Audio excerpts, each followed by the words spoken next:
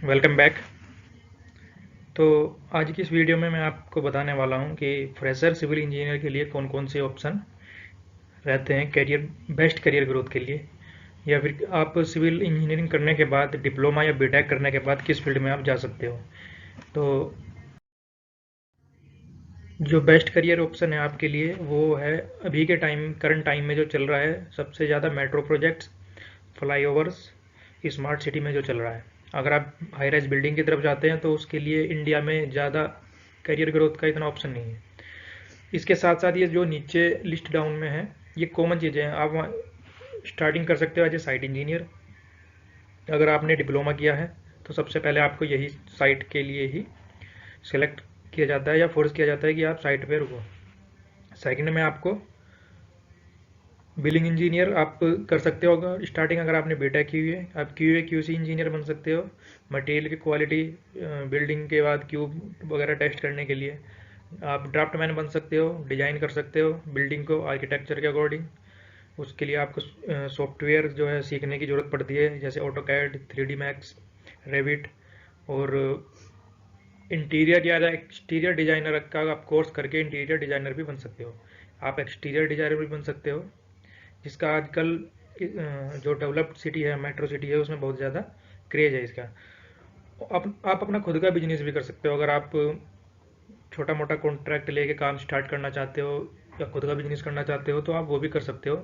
Initially stage पे ये है, इसमें कम पैसे की ही ज़रूरत होती है, बस आपकी एक लेबर से कैसे इंटरेक्ट करना है वो आपको थोड़ा पता होना चाहिए, उसके बारे में आइडिया होना चाहिए। अगर मतलब कहने का कि आपको कुछ टाइम तो आपको देना पड़ेगा, आपको साइट पे स्पेंड करना पड़ेगा, 1 साल कम से कम आपको देना पड़ेगा कि साइट की बेसिक चीज़ें आपको अंडरस्टैंड हो जाए, उसकी जानकारी आपको हो जाए अच्छे से। लेबर किस तरह काम करती है, कितने किस तरह का आप ठेके में करवा सकते हो या दिहाड़ी पे करवा सकते हो, या उसको मेजरमेंट में आप करवा सकते हो लेबर से। एक है मेंटेनेंस इंजीनियर के लिए ऑप्शन।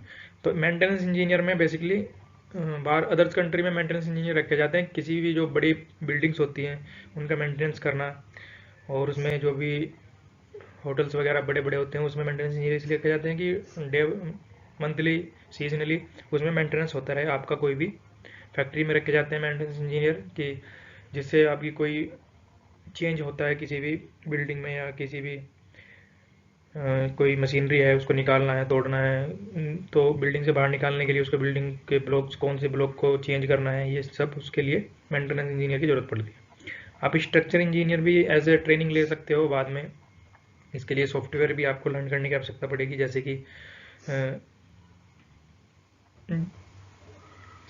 कि ये फाउंडेशन का हो गया आपका, और ई टाइप्स हो गया। तो ये सब आप सीख सकते हो।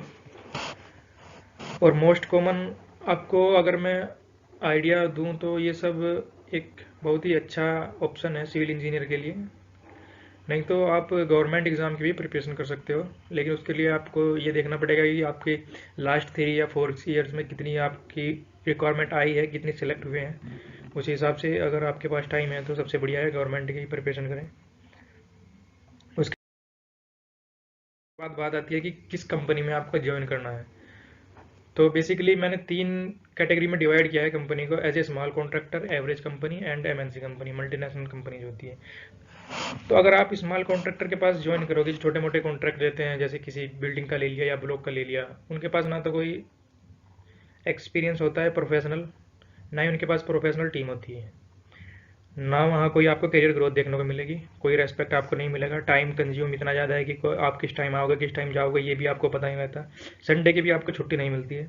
लेट सैलरी क्रेडिट बहुत, मतलब कभी कभी ऐसा होता है कि 1 महीना या 2 महीना है भी सैलरी लेट हो जाती है, और आप कहोगे कि सैलरी, तो उसको आपको बोल देंगे कि हाँ आ जाएगी, पर ये पता नहीं कि आएगी या नहीं आएगी।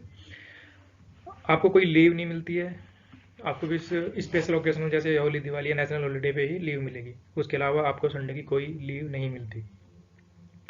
और इसमें आपको ज़्यादा एक्सपीरियंस भी नहीं मिलेगा, जैसे कि बेसिक साइट एक्सपीरियंस आपको मिलेगा, एडवांस एक्सपीरियंस आपको नहीं मिलेगा। किस तरह से मैनेजमेंट में काम करते हैं, मैनेजमेंट के साथ बैठते हैं, मैनेजमेंट के साथ कैसे इंटरेक्ट करते हैं, आर्किटेक्चर और डिजाइनर के साथ कैसे आप अपनी प्रॉब्लम को रख सकते हो उनके सामने, ये सब चीज़ें यहाँ पे स्मॉल कॉन्ट्रैक्टर के साथ देखने को नहीं मिलेगी।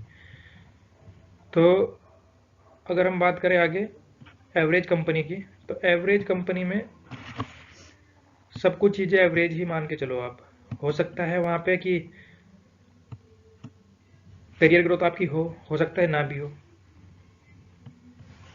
और आपको रेस्पेक्ट मिले, हो सकता है आपको ना मिले, प्रोफेशनल एक फीचर वहाँ पे है या नहीं ये भी हो सकता है। तो ये एवरेज है, आप ज्वाइन कर सकते हो, लेकिन आप लॉन्ग टर्म के लिए आपको इसको नहीं अडॉप्ट करना है, आपको शॉर्ट टर्म के लिए अडॉप्ट करना है, जिससे आप यहाँ से बेसिक चीज़ें लर्न करो और आप निकल जाओ। मेरा स्मॉल कॉन्ट्रैक्टर कंपनी ज्वाइन करने से मतलब कि आप कभी इसको ज्वाइन ना ही करें, अपने कैरियर का इसको ऑप्शन बिल्कुल ना बनाएं, क्योंकि इसमें कुछ आपको सिर्फ टाइम वेस्ट की चीज़ें ही मिलेगी, आपको कुछ और मिलने को नहीं रहा।